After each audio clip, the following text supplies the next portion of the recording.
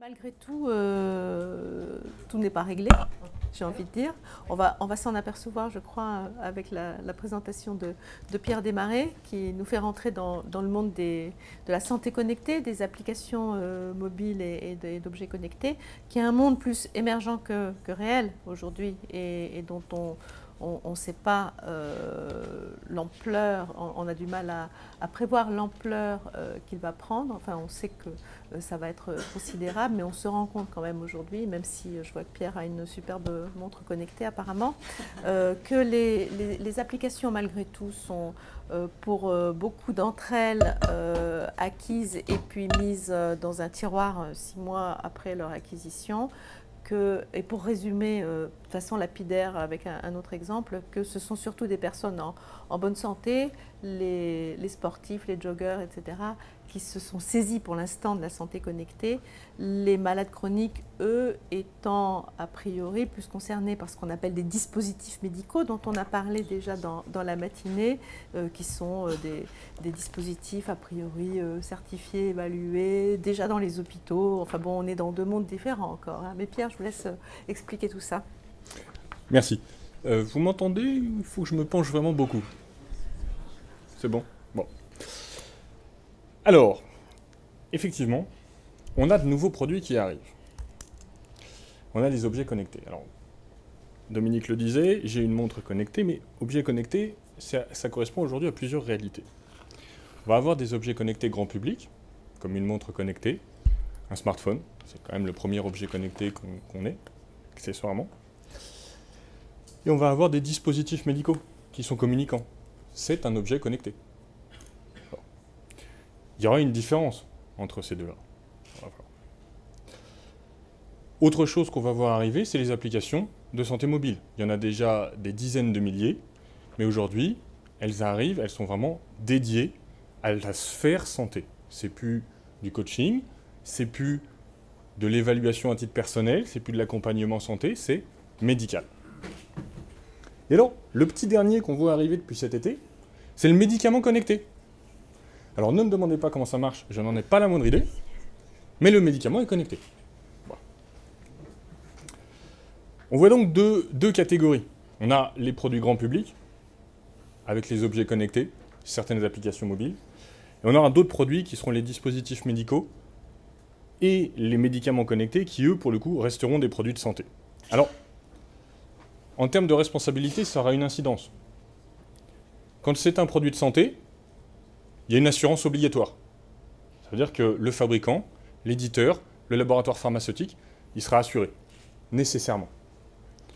Il sera assuré, et dans son contrat, il ne pourra pas mettre de clause élusive de responsabilité en disant « Je vous préviens, s'il y a un problème, moi je ne suis pas là ». À la différence, quand on va aller sur les produits grand public, le droit de la consommation va s'appliquer. En revanche, sur les produits défectueux, on aura un petit souci, on reverra après. Sachez qu'actuellement, il faut prouver un défaut du produit, un dommage, et un lien causal entre ce défaut et ce dommage. En dehors de ça, on appliquera le droit commun. Là encore, on va tenter de mettre des clauses élusives de responsabilité quand on sera sur le grand public, pour dire « je ne suis pas responsable ». Si vous avez des applications de santé mobile, les rares qui auront des conditions générales d'utilisation et qui ne seront pas éditées par vraiment des industriels de santé, vous pourrez voir partout, nous ne sommes responsables de rien. Surtout de rien. Et de toute façon, si on était responsable, on vous doit 0 €. C'est le principe de base. Bon. Alors, ce qui se passe, c'est qu'aujourd'hui, ces nouveaux produits, ils rentrent dans l'hôpital. Ils rentrent dans l'hôpital soit par une démarche volontaire, il y a quelques établissements de santé qui sont à la pointe et qui essayent totalement de se connecter ou de se dématérialiser. Mais il y a un deuxième vecteur. Deuxième vecteur, c'est le Bring Your Own Device. J'arrive avec mon objet connecté, mon smartphone, et dessus, j'ai les applications. C'est pas... Je pense que beaucoup d'entre vous ont dû voir quand même des médecins se servir de leur téléphone. On fait même de la télémédecine avec un téléphone. Quand vous allez aux urgences, on n'envoie pas les clichés par une application complexe, on prend une photo avec son smartphone, on l'envoie par Gmail à l'ortho pour savoir s'il se déplace ou pas. La réalité du terrain, c'est ça. Cette réalité, elle va bouleverser littéralement le monde de la responsabilité de l'établissement. Pourquoi? Ça va créer de nouveaux risques. Les risques traditionnels d'un établissement de santé, vis-à-vis de ses patients, on les connaît. C'est l'erreur de diagnostic, classique. Le défaut d'organisation du service. Alors là, l'exemple type, c'est il n'y a pas assez d'infirmières pour surveiller tous les patients. Et un patient développe une complication, classique. Infection nosocomiale, là encore, pas la peine d'y revenir. Et le défaut d'information qui est devenu un préjudice autonome, spécifique, qui fait que quand on n'informe pas un patient d'un risque, ce patient peut demander une indemnité, même s'il n'y a pas eu de préjudice derrière, même s'il n'y a pas de conséquences physiques. Il peut demander une indemnité. Qu'est-ce qui se passe avec ça? Est-ce que vous avez des idées? Ça change tout. On va avoir des défauts. On va voir arriver des défauts, je vous le disais, des défauts. Le premier, ce sera le marquage CE. Marquage CE, je vous ai mis le logo. Alors, un professionnel de santé ne peut utiliser que des produits qui sont marqués CE, dispositif médical. Attention, si vous regardez derrière ça, vous allez tous voir ce petit logo. Le marquage CE, ça correspond en réalité aux jouets, aux machines, aux équipements sous pression. Je vous passe la liste, hein, je vous enverrai la présentation, ce sera plus simple parce qu'il y a 15 items différents. Donc, il faut être vigilant. Utiliser un produit sous prétexte qu'il y a CE derrière et se dire « je peux l'utiliser à des fins médicales », il y a CE sur ma montre. En revanche, je vous déconseille de l'utiliser si vous êtes anesthésiste pour monitorer un patient sur le bloc. Il y aura un vrai problème.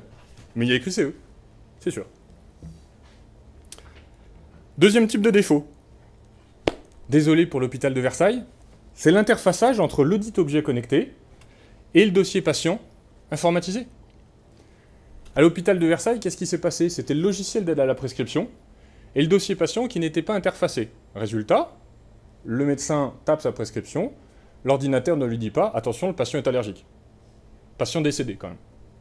Un peu embêtant. Ça va être le même problème avec l'objet connecté. Avec le Bring Your Own Device, on ne peut pas assurer cet interfaçage systématique entre l'objet connecté du médecin et le dossier. C'est impossible. On aura également un défaut d'information sur le risque numérique. Aujourd'hui, le patient, même si vous lui faites signer tout un tas de papiers en disant « on va héberger vos données de santé chez un hébergeur agréé », s'il cherche un peu et qu'il regarde, il va se dire « ah bah c'est super, sécurité 100%. » Et moi, je vois des directeurs juridiques me dire bah, on prend un hébergeur de données de santé, comme ça, on a zéro risque. Non. Il n'y a pas zéro risque en matière de santé numérique, ça n'existe pas, ça n'existera à mon avis jamais. Et donc, il faut informer le patient. Il faut lui dire attention, dès lors que ça va sur le net, vous pouvez avoir une diffusion de vos données. C'est possible. Autre type de défaut. Alors, vous connaissez peut-être pas ce monsieur. Monsieur connaît. Barnaby Jack. Décédé dans des circonstances tout à fait mystérieuses. Une semaine avant de faire sa présentation, il avait piraté un pacemaker à 90 mètres. Toujours avec ça. 90 mètres. Ça marche avec les pompes à insuline. Ça marche avec les IRM et les scanners. Sans problème. Donc le prochain problème qu'on va voir, c'est les bugs, c'est le piratage à distance de tous ces objets connectés. S'ils sont dans l'hôpital, la DSI peut essayer de les maîtriser. Si on arrive avec eux et qu'on les impose dans l'hôpital, la DSI ne peut pas les maîtriser. Elle n'a pas de visibilité, elle ne sait pas ce qui se connecte. Donc on aura de nouvelles actions sur ce fondement. Je passe sur la bio, ma consoeur en a parlé, faille de sécurité, les données se retrouvent sur Internet. Je ne savais pas que Philippe serait là. Le prochain vrai problème, c'est toujours ça, c'est que vous avez des prestataires, et notamment Google. Google fait des outils fabuleux. Vous avez le Google Analytics, qui vous permet de savoir quelle est la fréquentation d'un site Internet. Vous avez Google Maps, c'est génial, ça vous permet de savoir où vous allez et comment vous y allez. Sauf que quand vous mettez les deux sur un site ivg.gouv.fr, où vous avez des patientes, des personnes, des femmes qui veulent potentiellement avorter, eh bien vous donnez à Google la totalité des informations sur ces patientes. On a un vrai problème. Et les patientes, quand elles s'en rendront compte, elles feront des actions en responsabilité du fait de tels dommages, qui ne sont pas des dommages physiques, qui ne sont pas liés à un acte médical.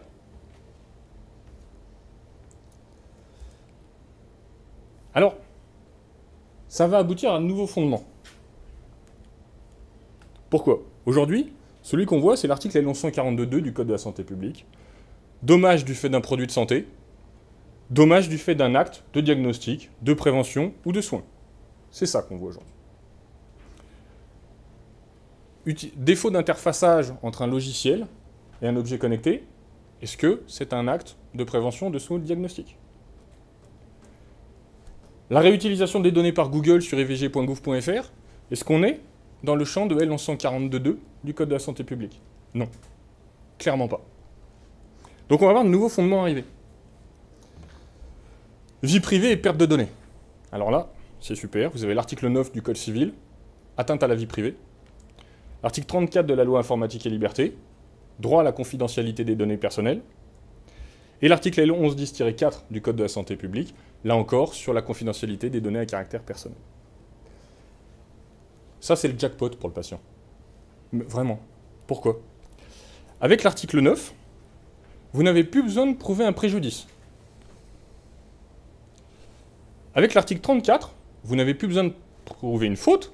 C'est une faute qui est présumée, puisque le prestataire a une obligation de moyens renforcés. C'est lui qui doit démontrer qu'il a tout mis en œuvre pour assurer la sécurité de vos données. Résultat, le patient, il arrive, il dit « Les données sont sur Internet, point final ». Il a gagné. On ne sait pas combien, mais il a gagné. Autre fondement qu'on verra, c'est le défaut purement technique.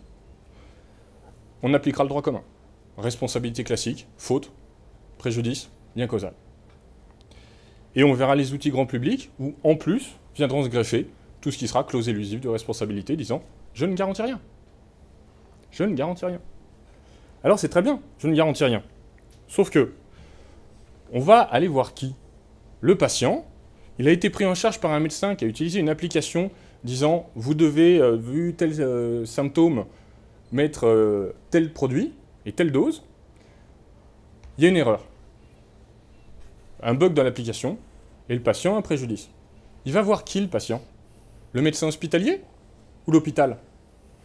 Alors, il y a un principe juridique qui est qu'on ne peut pas attaquer le médecin hospitalier directement.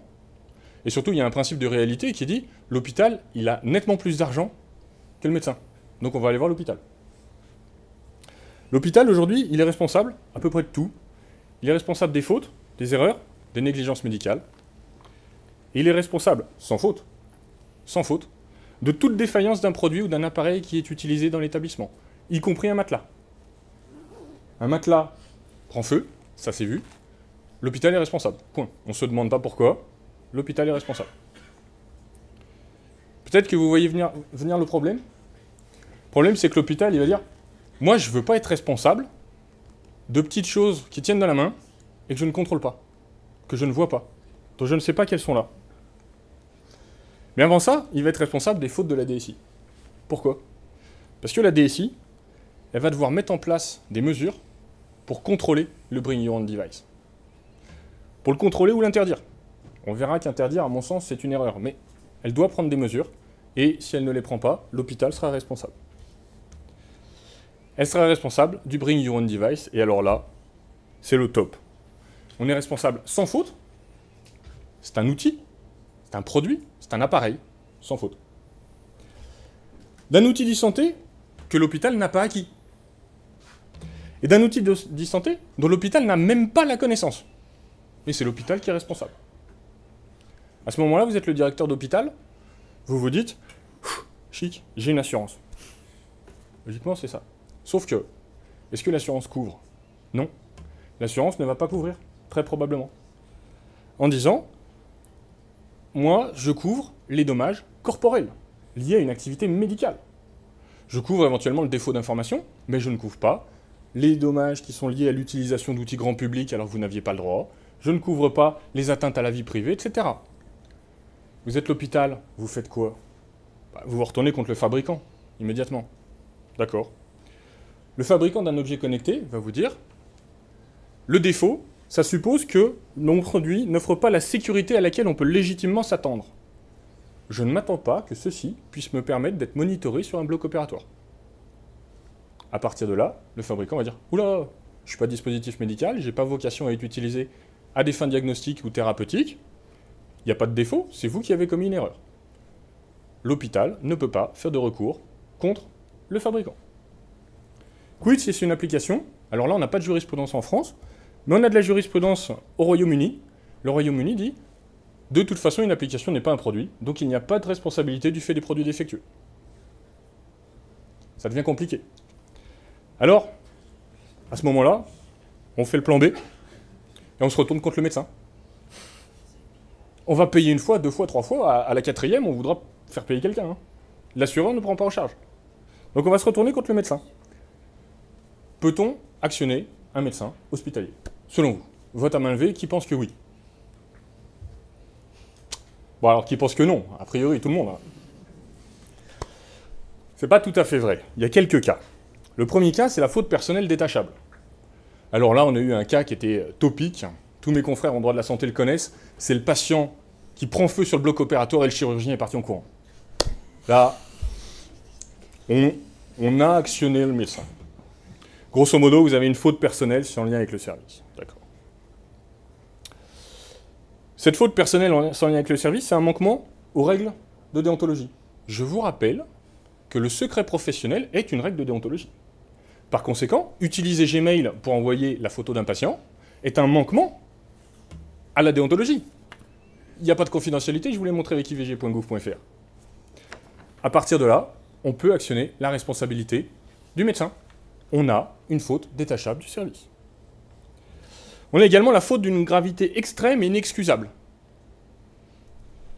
Ici, ce sera de démontrer que le Bring Your Own Device est une faute extrême et inexcusable.